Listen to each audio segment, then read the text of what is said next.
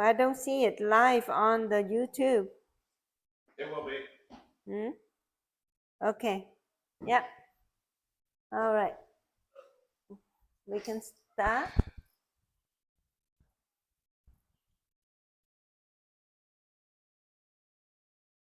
Is the camera moving to? It will when you get here. No. It will track. It will track. Okay, so I know how to. I think we put. Em lấy cái. Okay, I'm going to turn my phone off. We start as usual a little bit late. Well, the start time keeps getting later and later, waiting for everybody to come. And I think the camera is still off. Oh, it's moving now. Yeah. John chắc sáng buồn ngủ quá đó.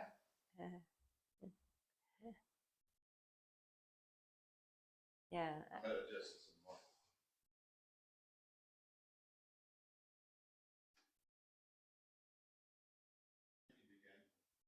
Okay, well. Thiền mà nằm được thôi chứ. Nằm được. Là ngủ luôn á. Không nằm thiền chứ. Thiền nằm thiền chứ sao mà nằm được. Yeah. Thiền là thiền trong bất cứ tư thế nào mình cũng thiền được. Okay. I think it's adjusting now. So good morning, everybody.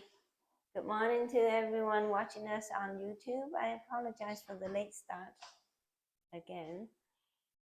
Oh, the camera is going down.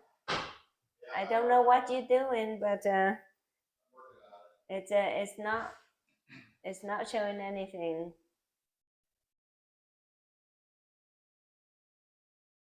Are you having it on auto adjusting? Because it's not auto adjusting. If you change it to manual adjusting, it won't work. You got to have it on auto, so it moves by itself. Well, so we have some technical difficulty here. Yeah, I'm sorry. That's really technology.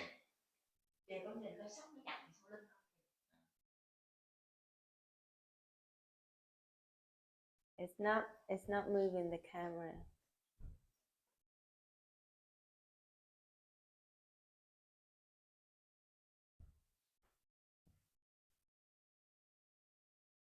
Occasionally we encounter technology difficulties.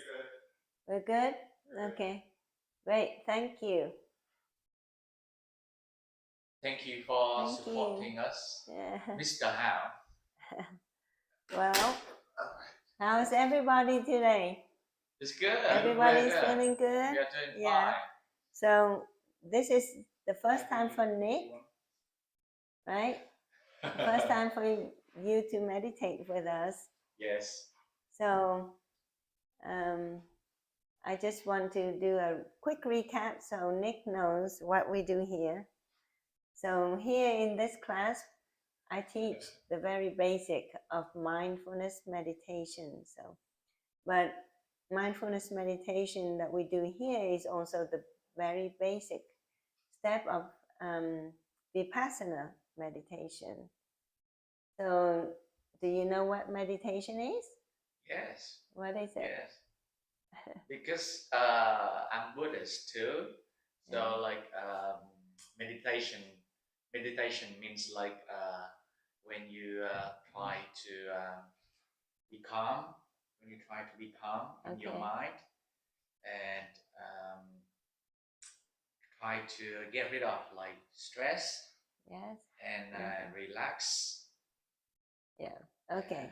But we have the definition of mindfulness meditation here. So the definition of mindfulness meditation is that it is the practice, remember, is the word practice, the practice of raising your awareness of yourself and your surrounding in the present moment without judgment. That is the definition, and if you know the definition and you practice exactly as it means, then that's meditation. So the practice of raising awareness of yourself and your surrounding in the present moment without judgment. So it is a non-judgmental practice. Without judgment. Yeah. We need to remember. Yeah. That's really important. Okay. Thank you, Miss String. Thank you for teaching. Yeah. So when you know the definition of meditation, you know that you can meditate anytime, in any position, right? Because it doesn't depend on the position and it doesn't depend on the time of practice, right? So if people ask you, how many times do you meditate in a day? Can you give an answer to that? How many times do you meditate in a day? It's really difficult question. How about you, Mr. Hao? How many times do you? I think where she's going with that is that it's possible to be in a constant state of meditation. Yeah, so you can't really count the time if you constantly meditate in the present moment.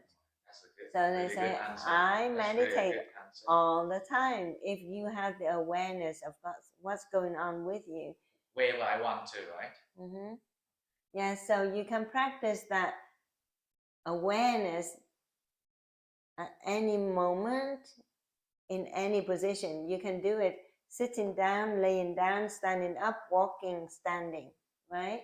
So meditate doesn't depend on your posture, your position. It's a practice of the mind. It may be more difficult to do it in conversation. Well, when you are having a conversation and you are aware of what you're saying, you're aware of what the other person is saying, you're aware of your interaction between you and what you hear, what you see, that's meditation.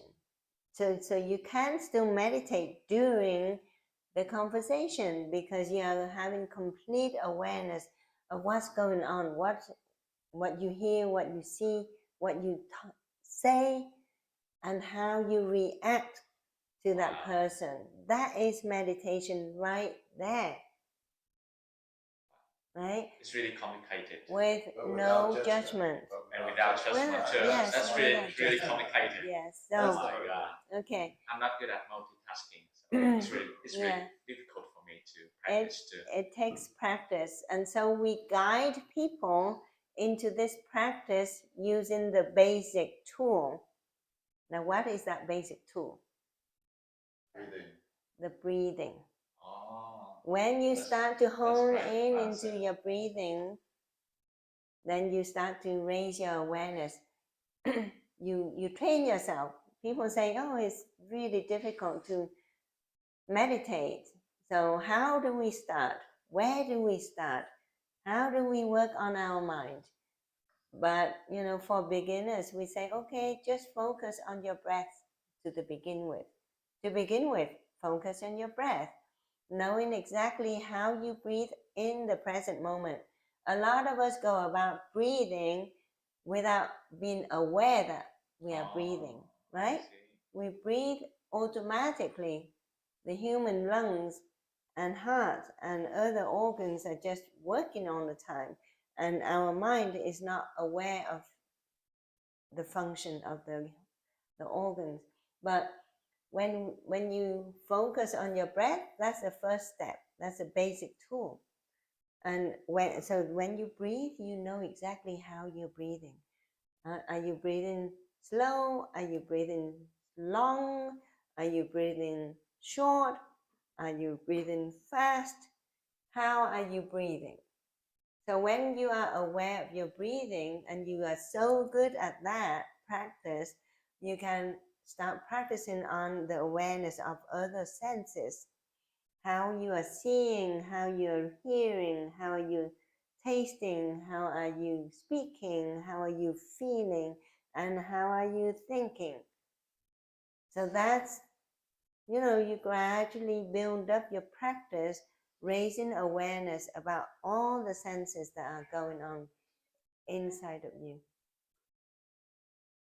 Oh, not sure what. I think there is something going on. No, it's just that's the voice from. Okay. Yeah. So, so with that, you remember the basic definition of mindfulness meditation, and you apply that to your breath and your other senses. And then when you start to get a little bit more advanced, you focus your awareness on the surrounding. What's going on with you? What's going on around you? How you react with what's going on around you? And are you having any judgment to what you see, you hear, you say, you feel, and you think, right? It's the judgment, being judgmental is what brings suffering.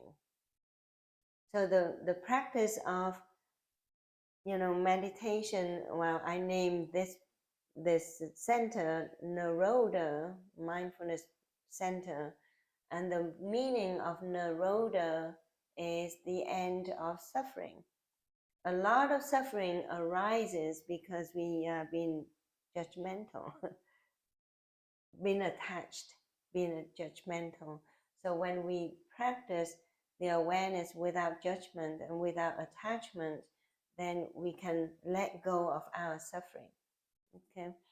Now, I choose a topic for discussion every week based on what goes on during the week. Yeah. So during the week, I have come across my patients, several patients, telling me about what difficulties they have been having with their loved one relationship, their loved one, their spouses. So my topic today is about having mindful relationships. It's a lot of work. It's a tough topic to discuss, but why is it that, we get married to the people we love the most, right? The people we are willing to spend the rest of our life with, but we have the most suffering due to this relationship. Now, during the last week, I have 3 male patients and 1 female, at least 1 female person. No, at the office, sharing with me how their life, how they suffer so much because of their spouses. So how does mindfulness meditation help them to improve their relationships?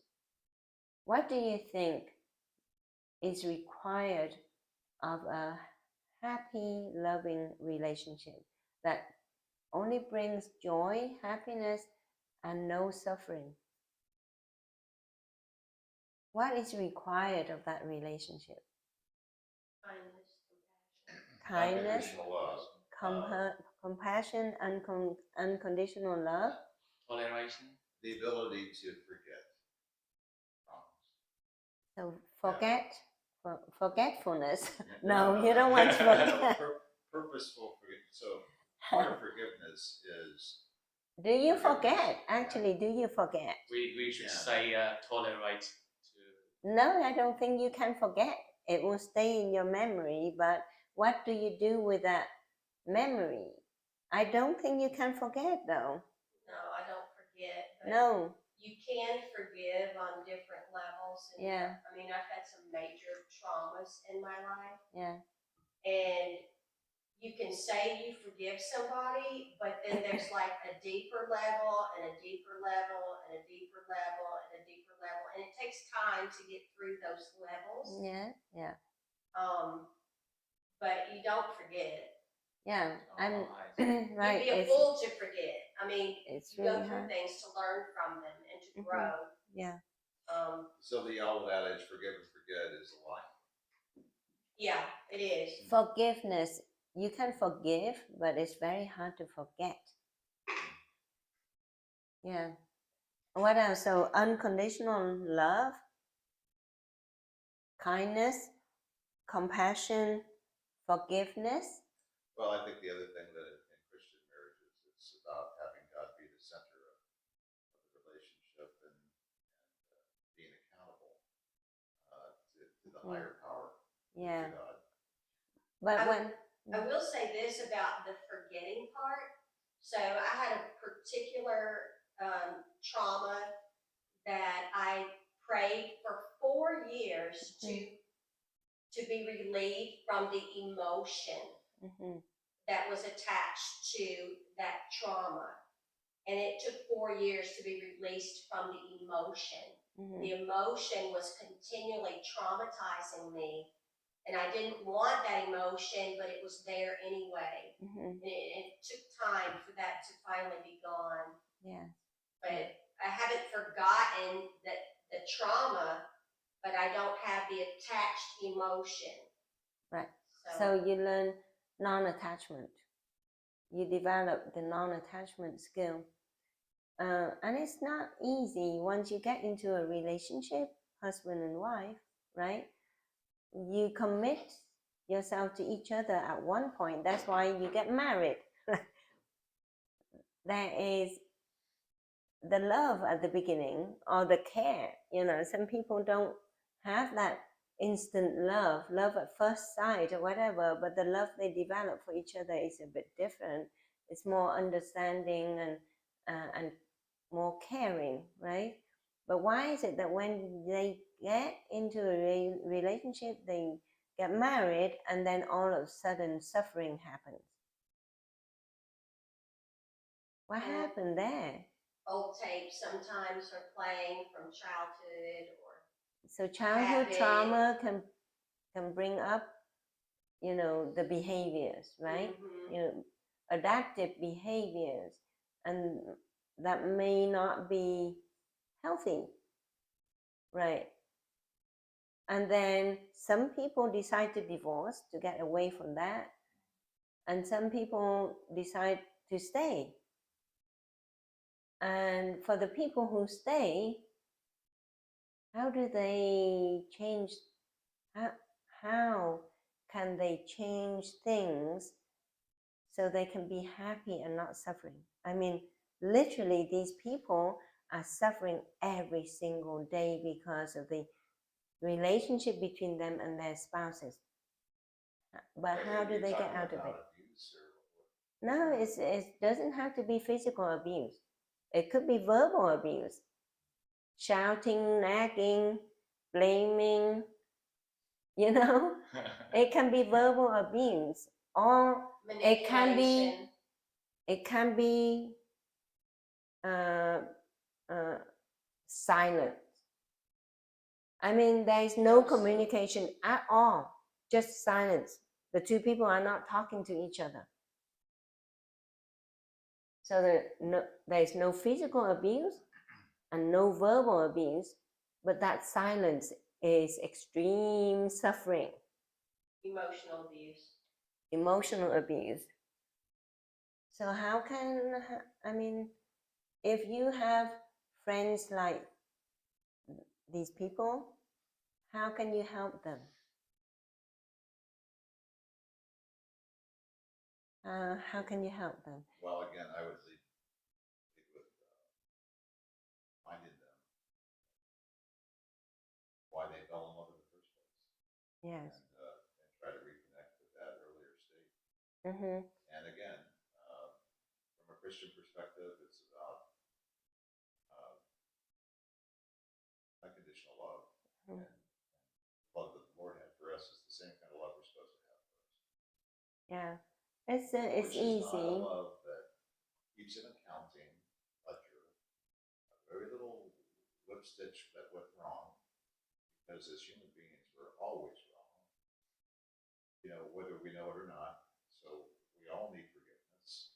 We all need the compassion of our spouse. But the biggest thing in marriage is the encouragement that can be given from one to the other, the building up, not the tearing down. It's really important in a successful marriage. Yeah, well, I'm not trying to be a marriage counselor. But Yes. So, uh, when you are a lay person trying to help, what skills do you use to help? I think listening is an important Listening, skill. yeah, listening. Like truly listening and hearing what the other person is trying to say, even without words. Right.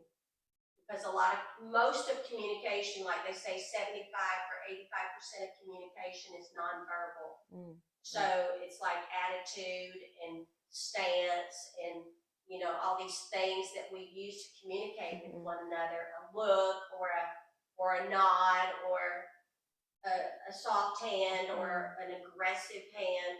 You know, these forms of communication can really, I mean, I've observed it in other people as well as myself. There's certain people that you respond to, you might flinch, like if someone comes close to you, because there's been an aggressiveness from that individual before, or you pick up on their frequency of their persona. They exude a presence. Like I've heard it put this way, like sometimes someone will walk into a room that's full of life and it's a party, and the whole room just. I do agree with you. It's like somebody popped the bubble, and it just. Yeah. It changes like that at the snap. And there's other people that come into a space and they're cheerful and they're smiling and they can uplift the entire room. So we carry a presence with us, and we can't. I shouldn't say we can't. It's difficult to control how we react in certain situations because it has been imprinted on us since we were babies. You know, I've heard this one story, a lady, she was like in her 40s and she had been in the hospital when she was like 4 months old. And her mother had left the room, the hospital room, and she had an abandonment issue that stemmed from that when her mom had walked out of the room because the nurse and doctor came in or whatever, and they asked her to step out. And she felt abandonment, and she didn't know where it came from. So sometimes things are. I mean, this is how you train a colt. When a horse is born, they do imprinting. They immediately put a harness on that colt, that foal, and they lead it around. They imprint that animal from birth to understand that they have a relationship with a human. So we learn a lot fresh out of the womb. But I mean, when we, you know, my patients are not young, right? Most of my patients are in their 60s and 70s and 50s. Why would these people be suffering in a relationship that they've been in for years? We understand that people come together because they come together with love to begin with. If there's no love, they won't come and live with each other. But why would they? But humans can learn and change behaviors. We can. Everybody can, if they're willing to. And I think the fact that, after 30 years of marriage and these people are still suffering from so much suffering. I mean, I can feel that suffering when they share it with me. And it affects their sleep, it affects their health, it affects their eating habit. So their ability to cope with a situation, an uncomfortable relationship, their ability to cope may have broken down because there's a nutritional deficit, there's an injury, an organ is not functioning at its optimal, and so they're not feeling well, so they could be more irritable. So that may be part of it. Their vagal nerve could have, you know, a trauma that has made their ability to cope Well, I mean, non-effective. Nutrition aside, it's a spiritual issue. Whether it's they've somehow lost the ability to communicate, lost the ability to appreciate their spouse, lost respect of themselves. So all sorts of things can happen to a person's psyche that creates impediments for relationships. But you know, so I'm curious. You had these three occasions to talk to patients. Were they a couple that you were talking to, or individuals? No, individual, because So they come. what was the advice that you gave? Huh? What was the advice that you gave? Well, listening is the only thing, because I said you can't really give advice when you don't know the exact situation in the home. There could be betrayal. Yeah, but you know, it's limited. In my follow-up visit, we can't really deep dive into their personal life and give meaningful advice. But what I do is listening, just like Raffaella said, listening, because sometimes they just need to let go of what's in here, you know, let it out. So I just listen and let them just talk. And sometimes they feel better talking it out, I hope, right? But when they go back into their home, they'll have to deal with that thing going on. And this is where the one advice that if I give any advice at all is for them to explore mindfulness meditation. Because I strongly believe that mindfulness meditation is an absolutely valuable skill that will change a person's life and change other people's life. I can say that for certainty, backed up by thousands of studies. So I know that and I know that everybody can learn that if they are open to it. Because if they learn how to practice mindfulness meditation, they will start to change the way they react to stressful situation. So when they learn that skill and they have that skill, doesn't matter, it can be a disaster coming towards them, they would still be calm. So even if the spouses are coming at them with force and anger and blame and everything, they will still be calm and deal with that with a mindful way.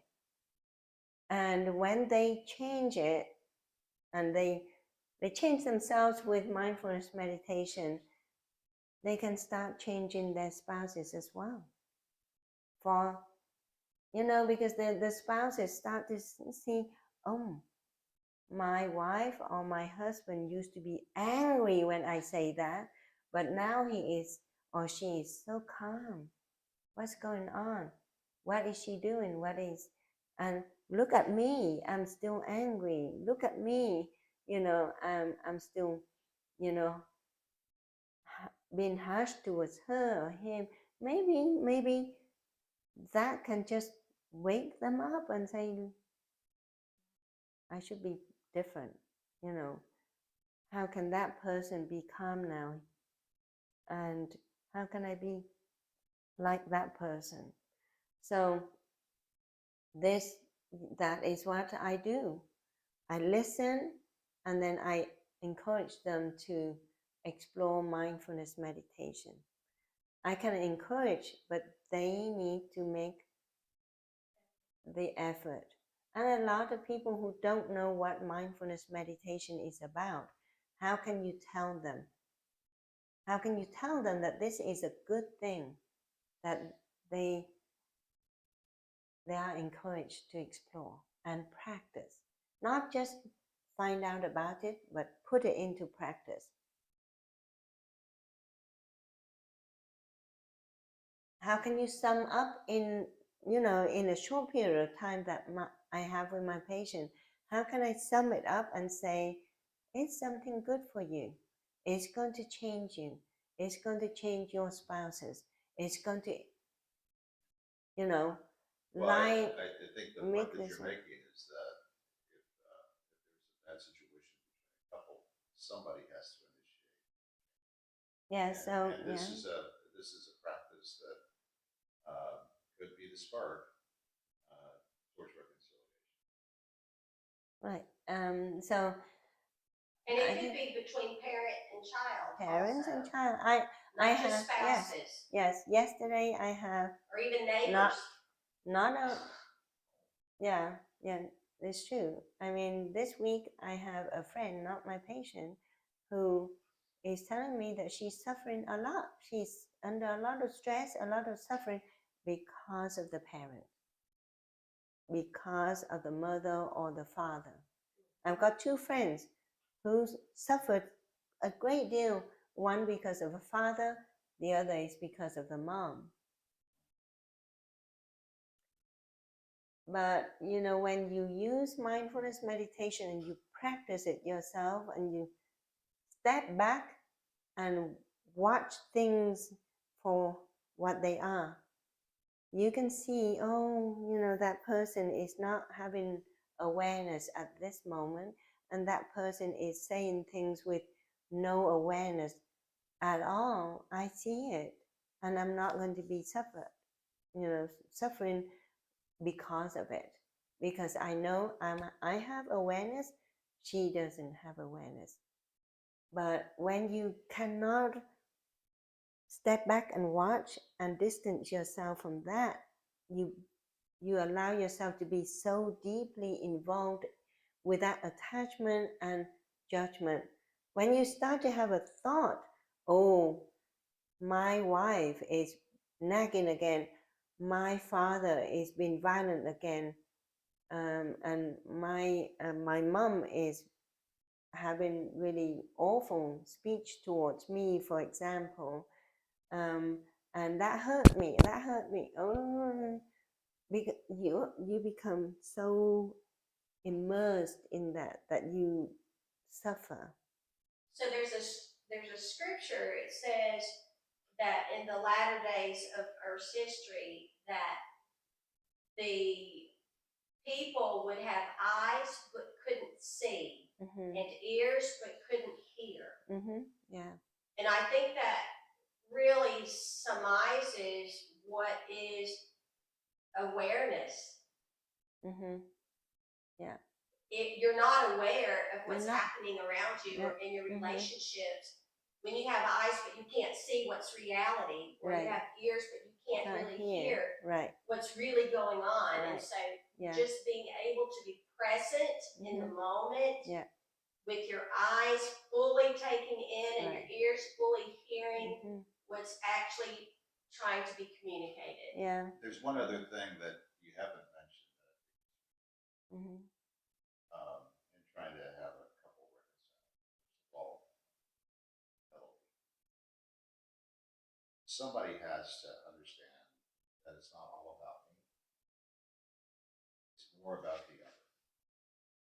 And if you have a couple where they can't do that, that's a big problem. Yeah. If you have at least one that can be humble and seek reconciliation.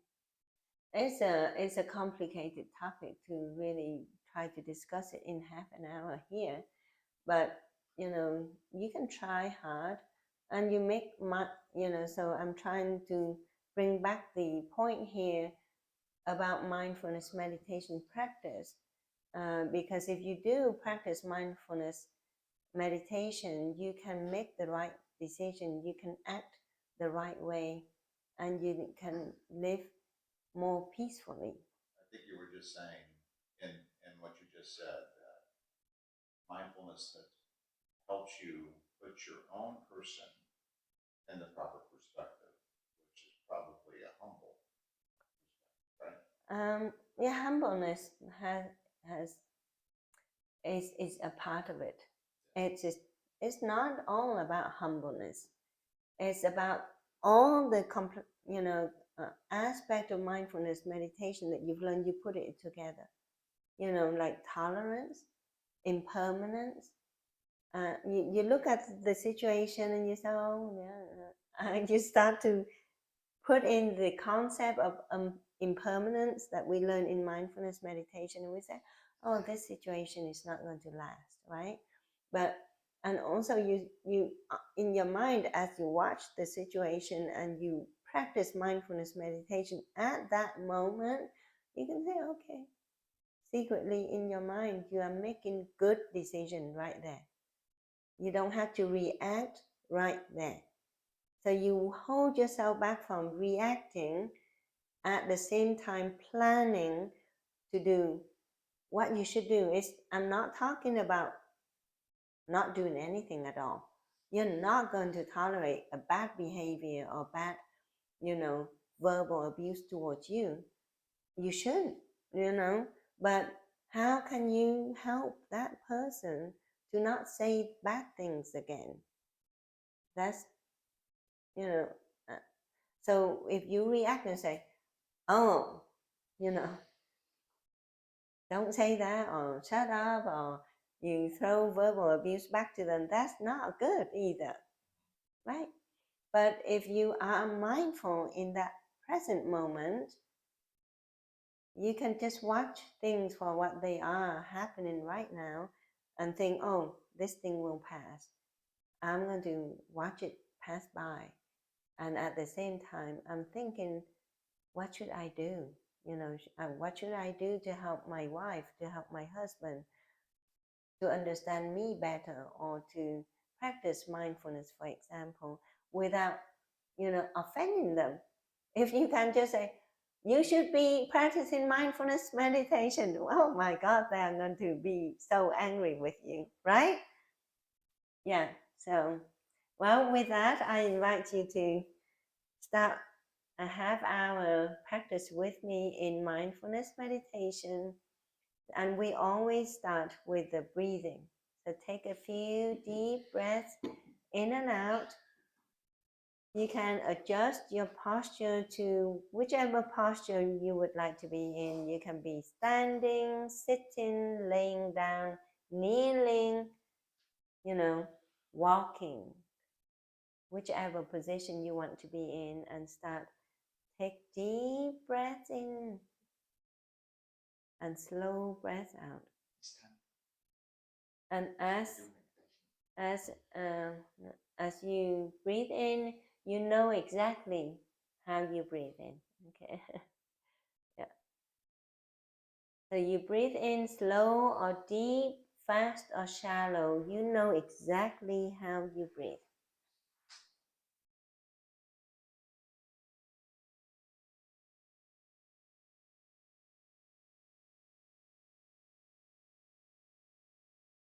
And in this practice, we try to get the best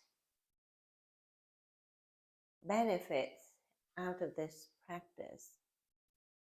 So the way we breathe brings about a lot of health benefits, mind and body.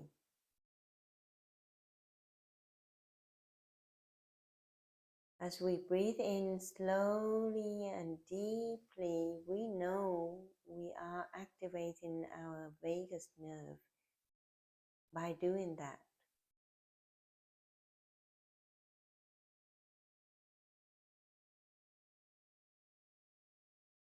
And when you breathe out, try to breathe out longer than you breathe in.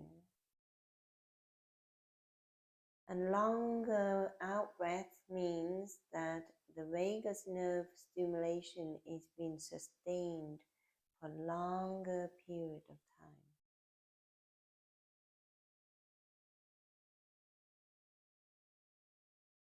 Breathing in, you know you're breathing in.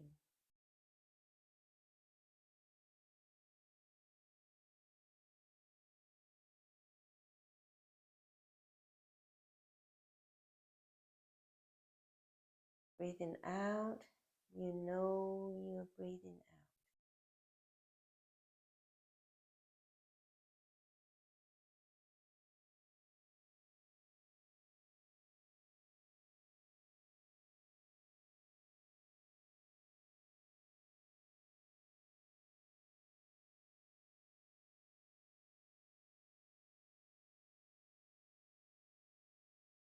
with your breath in and out. Try to focus on your 6 senses and your body position and how your body touches the floor or the seat, how your skin feels the air that brushes upon it.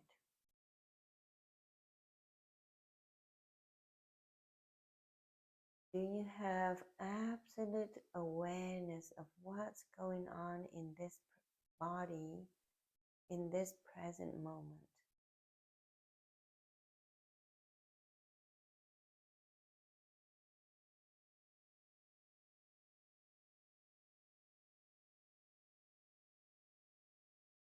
Step back and be an observer of your body.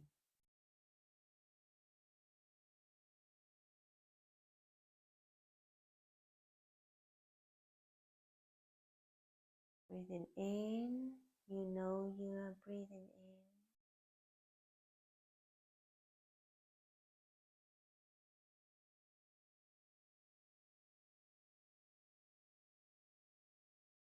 Breathing out, you know you're breathing out.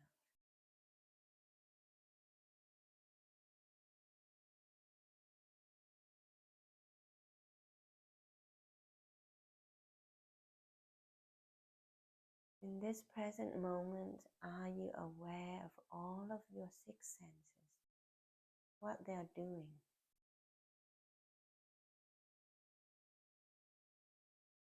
What are you seeing? What are you hearing? What are you smelling? What are you tasting? What are you feeling with your body? And what are you thinking?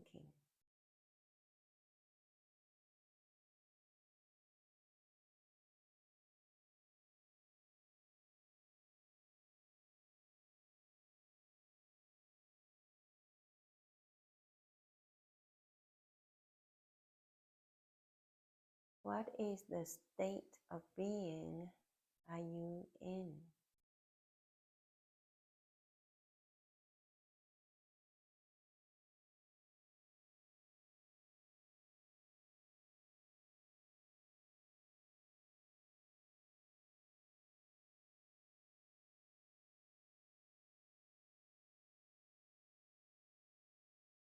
Are you aware of your feelings? How you are at this present moment?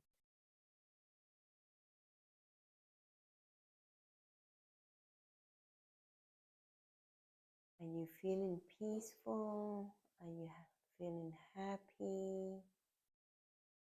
Are you feeling worried? Are you feeling grateful? What are you feeling?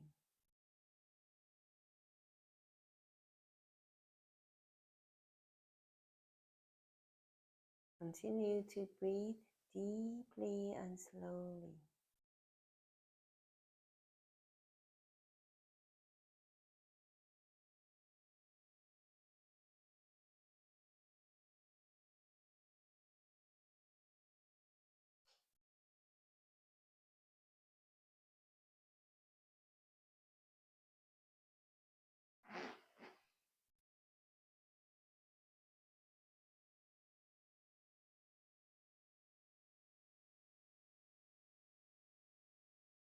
Is your mind racing with thoughts?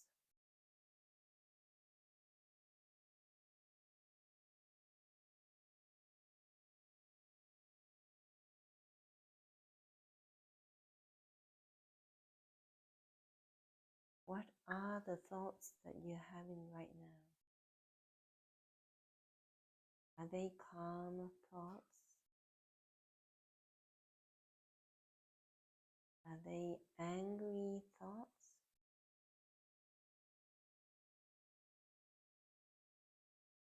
Are they worried thoughts?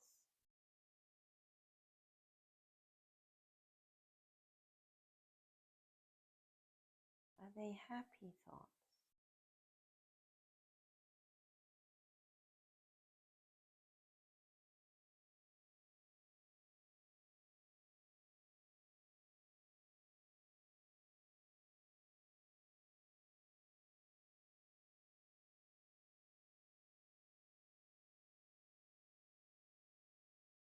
What makes you happy in this very present moment?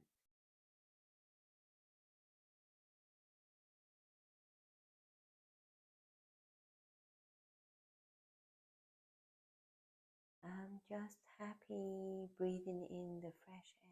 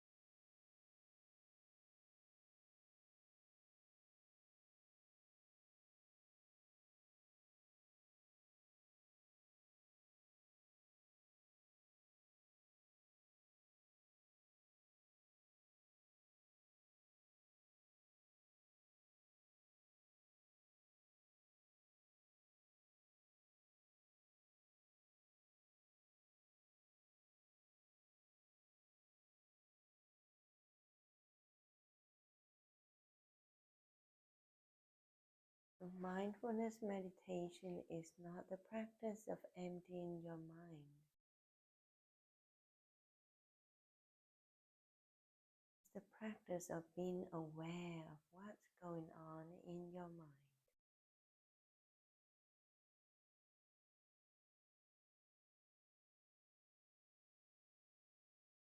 The practice of seeing how you react to things.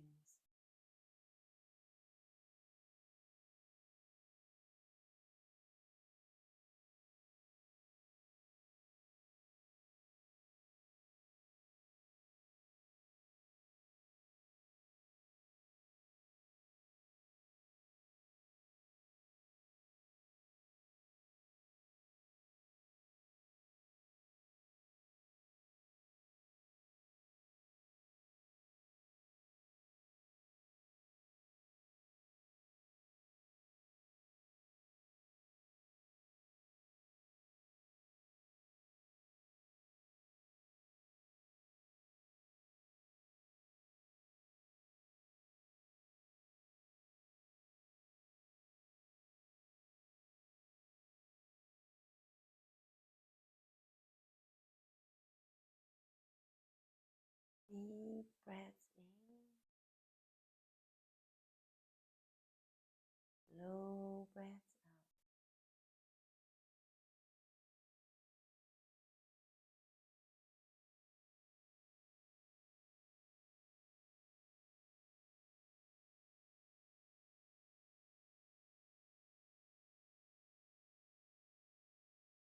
Mindfulness meditation is also a practice of self-love. It's when you give yourself the complete attention and awareness.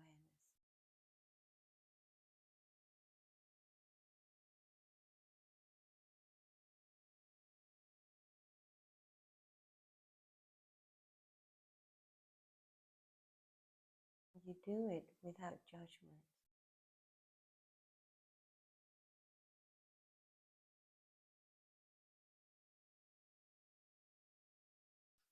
There is no self-criticism when you look at yourself in a deep way.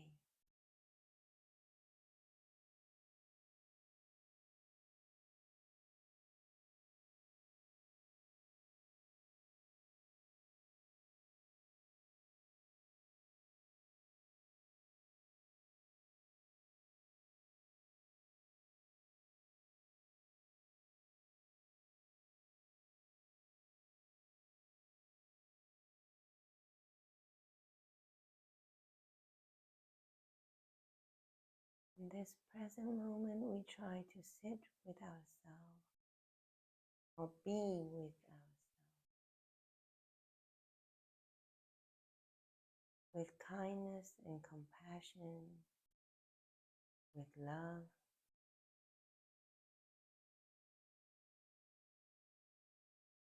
And we come to know ourselves at a deeper level.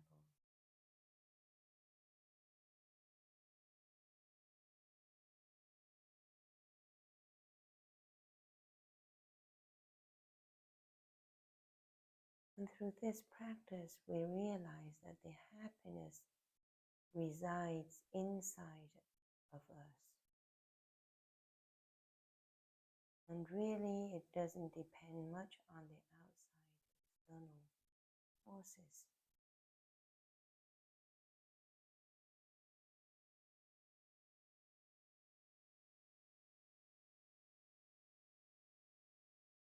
When we sit with ourselves and be with ourselves with the utmost awareness,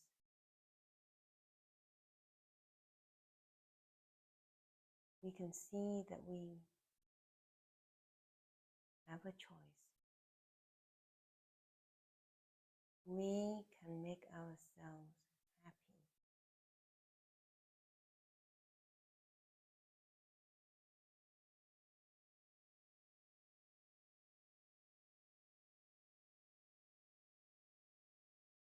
It really doesn't depend on what other people say or do. When we can focus on ourselves and take action in a meaningful way,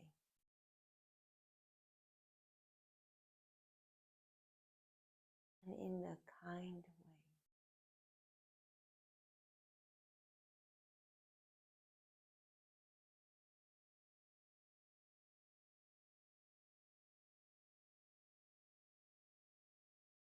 When we train ourselves to be this way, we can exist even in the same room with our enemy and still be at peace.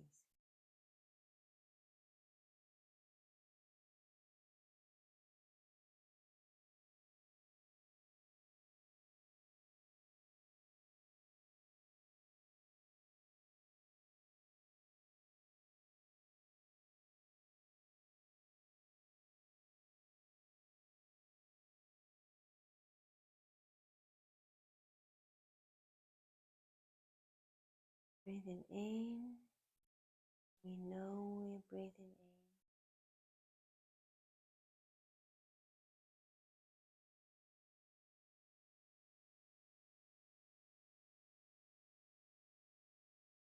Breathing out, we know we're breathing out.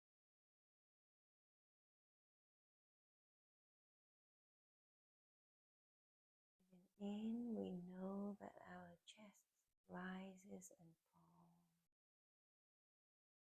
with each breath.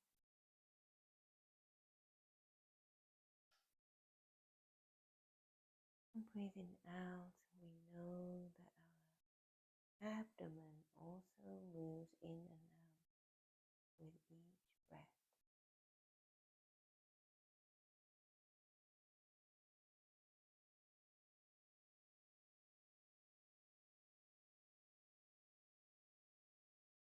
And we know exactly how we sit or how we lay.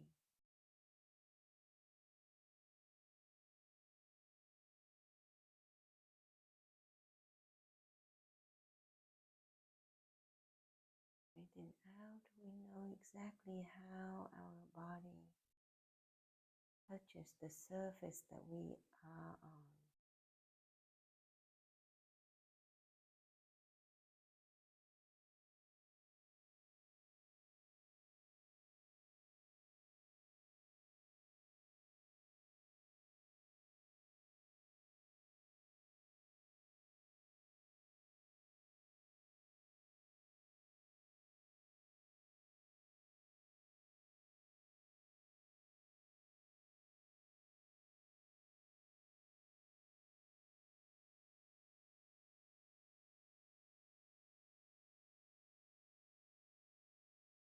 Breathing in, we know we are feeling sad or happy.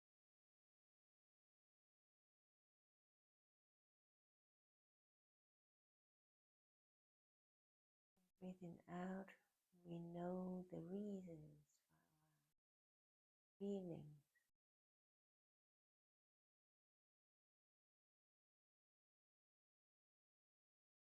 We can see them for what they are.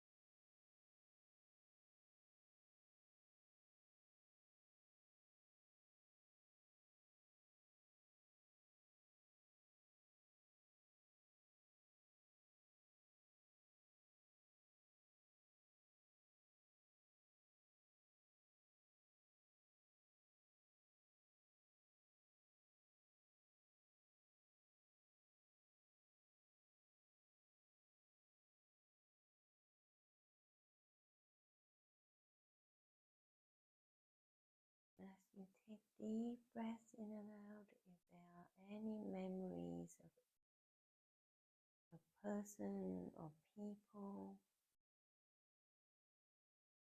who have caused you suffering,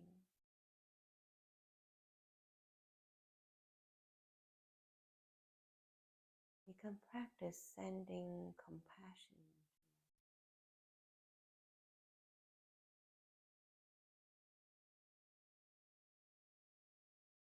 May you be happy.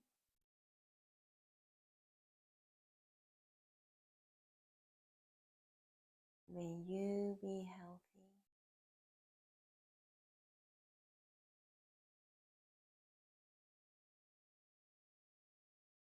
May you be loved.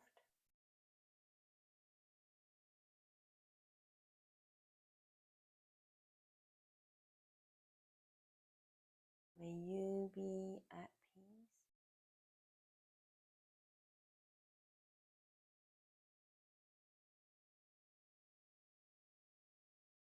May you be blessed.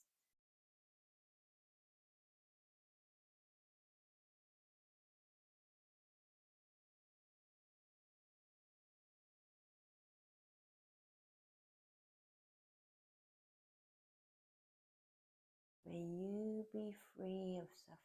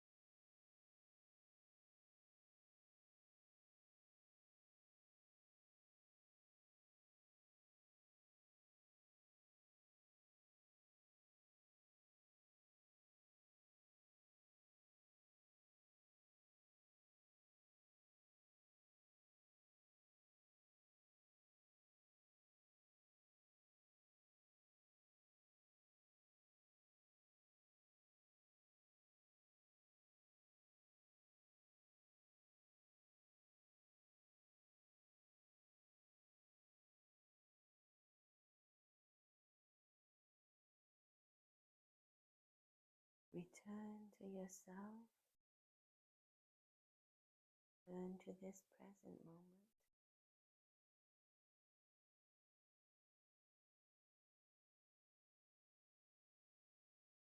Turn to your breathing.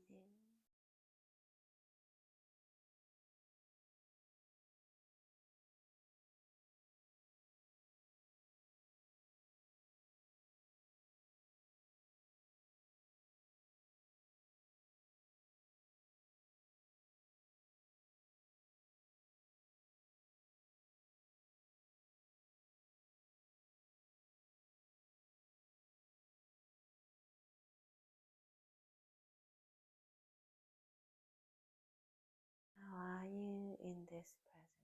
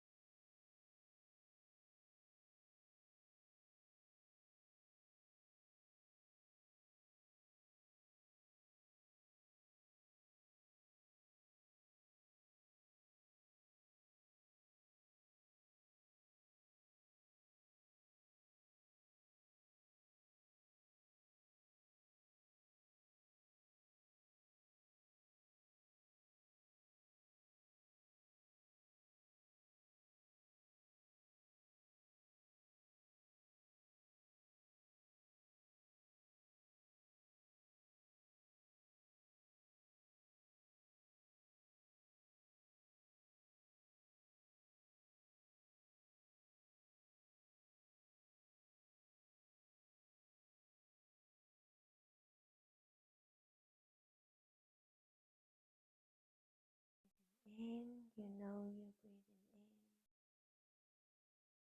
Out, you know you're breathing out.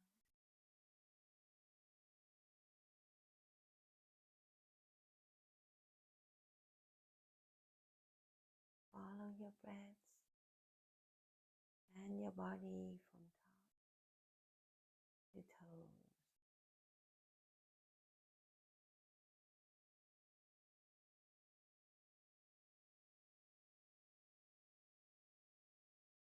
few deep breaths in and out. Return to this present moment. You can start moving your hands and feet. And open your eyes if your eyes were closed.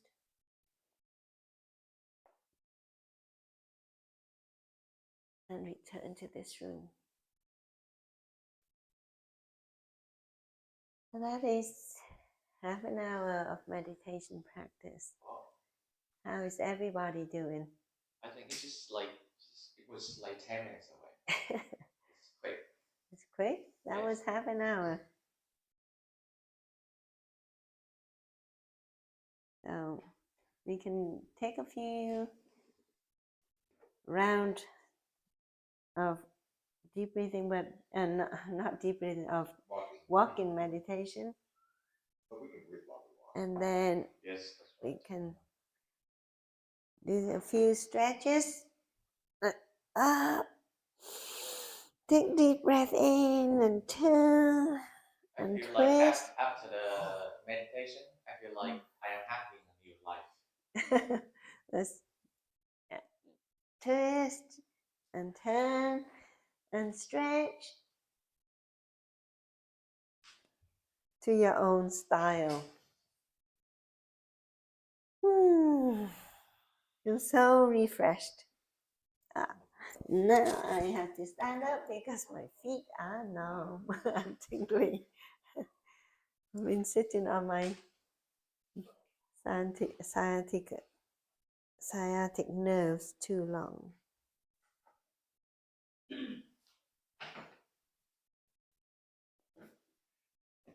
Yeah.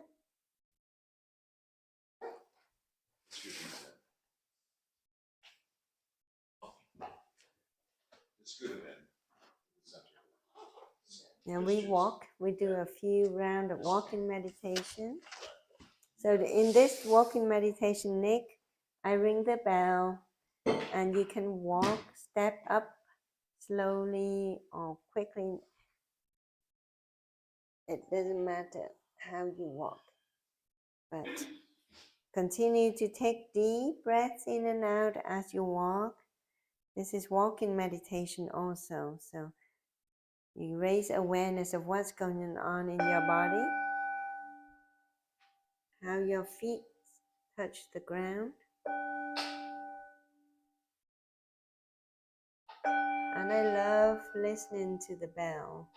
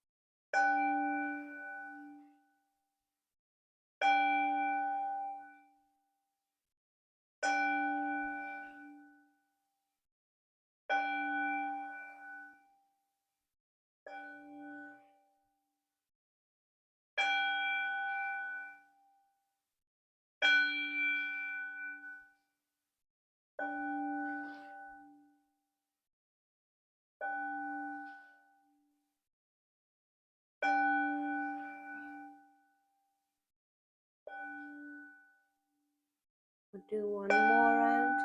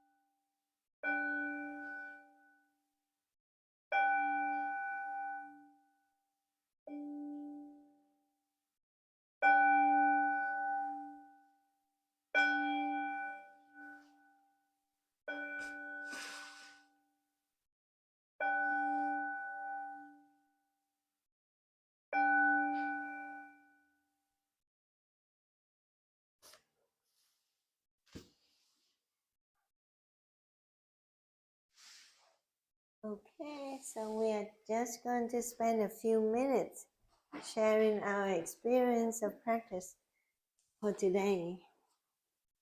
Who would like to go first? Nick? Okay. What should I say right now? Okay. Well, like for meditation, I want to tell you guys about like my honest feeling. Okay. Yeah. I mean, like when I was meditating, for me at the first time, I got a lot of like distractions around. So, In like, your mind? Yeah, in my mind. In your mind? So I was distracted by like the sound in the house, like from the fridge, from the television, from the animals outside. So it was really difficult to focus on meditation. What do you mean by focusing on meditation? I mean, like what were you trying to focus on? Like breathing in, breathing out. Okay. And like it's not easy to practice for breathing as well. So sometimes like my breath was really fast. I couldn't control, and sometimes it was so slow. Yeah. Okay. So this is your very first time to meditate. Yes. Very first time. And if I tell you that I could like focus meditation, and the first time I was telling you that a lie, but I need to tell you guys about like my honest feeling. Yeah, the honest truth. I think it's always good to sit and clear your mind. I enjoy very much words as you say them. So it's a good topic today, and good chance to collect those thoughts and be aware. Be aware, that's right. Have eyes to see and ears to hear. Eyes to see and know what you're seeing and how you react to what you see. Yeah, not just see, know how you react to what you see. What about you, Thanh? Thanh bữa nay thật. Hôm nay anh thấy lúc đầu là mình đi vào từ từ, xong khi mà gì mà giấc ngủ mình không biết là mình ngủ được bao lâu, nhưng mà thấy cái giấc ngủ mình rất là thoải mái vậy. Khi mà em sau cái giấc ngủ giật mình dậy nhưng nó chìm vào giấc ngủ một cách là những cái màu sắc rất là đẹp luôn vậy á. Yeah. So Tan was saying that when she started to meditate, she fell into a deep sleep, and when she woke up, she felt really relaxed, peaceful, and like she saw beautiful colors in her dream, in her sleep, I think. Huh? Yeah, that's great. Ngày hôm nay em thấy vui lắm là khi mà mình đi vòng quanh á thì em nhìn thấy cô chân của cô khác với tuần trước nhiều chị Trinh. Tức là tuần trước khi mà em chú ý là em thấy là cổ phải lấy hai cái tay cổ đỡ lên từng bước chân mà lúc mà mình ở chung mình đi á thì hôm nay cái chân của cổ là tự nhích lên để bước theo cái bước chân của mình được. Tới cuối cùng sau cùng thì cổ mới dùng cái tay để hỗ trợ hai cái chân để nhích lên thôi. Còn lúc đầu á là cổ tự bước được đó cô chị Trinh. Thành ra là em cảm thấy là rất là vui luôn, rất là hạnh phúc là khi mà nhìn thấy cổ cái bước chân của cổ á. Cảm ơn chị. So she mentioned that when we were doing the walking meditation, she felt very happy by the fact that you were able to lift up your legs by themselves. Last week she noticed that you had to use your hands to lift up your legs more than today. So she's happy for you that you have more strength in your legs today. Yeah. Một chút nữa thì cho em massage cho cổ một tí xíu. Giống như tuần trước á, massage cái chân cho cổ một tí xíu. Yeah. She said, yeah. She's going to give you a massage therapy for your legs later. For your legs like last week. Yeah. Okay. Yeah, as usual, this is my therapy every week. I would not miss this, but I do it. Hopefully that my patient will watch and follow and practice because we all benefit from this practice. The power of mindfulness meditation, right? What is the power of mindfulness meditation? It's pretty powerful if you practice. If you don't practice, you would not know the power of mindfulness meditation. You only come to realize the power of mindfulness meditation by practicing it. It's something that we cannot say for a person who never practiced it to really feel it, to deeply appreciate it. But I can list a few benefits, health benefits at least. That blood pressure goes down. What else? Health-wise. Oh, we get better looking. Yeah, it make you That's right. Younger, right? There is that study that showed that if you do half an hour of mindfulness meditation every single day, in 5 years, your body is 7 years younger than your age. That's great. And if you look at the people who have been meditating for years and years and years, they do look younger than their age. I agree. I read something recently that said in the United States, almost everyone is stuck in fight or flight. Yeah, so many people. That's the way of our society. We're stuck in fight or flight. And so everyone needs to work on their vagal nerve. Yeah, yes. And mindfulness meditation is one great way to do it. Yeah, it's the most powerful tool. Yes. Most powerful tool. Yeah, blood pressure goes down, you look younger. What else? Your gut microbiome improves, your immunity improves, your sleep improves, your mood improves, your energy improves. It detoxifies the body. Yeah, detoxification and repair improves. Yeah. And if if you're in a mindful conversation. Yeah, mindfulness conversations leads to more loving, Right. more understanding. Which is Yes, what more we were trying to kindness, find. more compassion. Em không biết là cái nó là như thế nào. Nhưng về cái tuần trước mà em qua đây để mà em thiền á, thì cái tâm trí suy nghĩ nhiều lắm. Và nó có những cái mà nó diễn ra, ví dụ như mình sẽ cảm thấy cái này cái kia, nhưng mà không biết là do em được làm 2 lần ozone, hay là cái cuộc sống tuần vừa qua em thật sự là được cảm nhận cái năng lượng tích cực từ bên vậy. Nhưng mà ngày đợt của thiền này em không suy nghĩ gì luôn. Có nghĩa là trong đầu em không có một cái suy nghĩ nặng nề hay là gì. Và khi mà bước vào thiền một cái là em vào một cái em thấy mọi thứ rất là nhẹ nhàng. Và em có một cái giấc ngủ thực sự rằng là rất là sảng khoái. Em không biết là do ozone hay là do cái cuộc sống tuần vừa qua em được thay đổi rất là nhiều. Tuần vừa qua thì em cảm ơn anh Hao. Thank you, Mr. House. Thank you.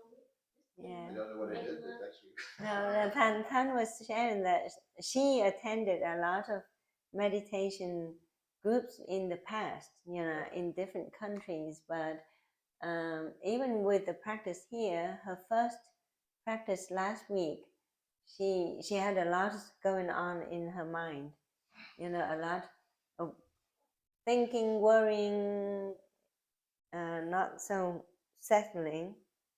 But having spent a week with us and also had some IV ozone, she's not sure whether it's the IV ozone effect or the fact that she's just living in the peaceful environment, that this week's practice for her, she doesn't have that racing mindset anymore, and her mind is more peaceful, more calm, and she settled into the calmness of the meditation very quickly, into a very peaceful sleep as well. So she thanked us for that. Yeah. And then there was the snacks. Yes. Yeah, that's great. I recommend like all of the people out there who are watching this live, like you should have like a chance to come here to share your like sadness experience. Yes. Yeah. Feeling. And yeah. It's you know it's a different experience being in the group with the people, participating with the conversations and doing it. Yes, so it's different. Yeah. It's not only about like the meditation, but also your experience in life. You guys want to share with us together. Yeah. And any ages can come. Kids, children, your children, your husband, your lover can come with us too. Yeah. Well, with that, I wish everybody a beautiful, peaceful, happy weekend, full of life and health. Thank you. Namaste. Thank you to everyone watching us on YouTube. Namaste.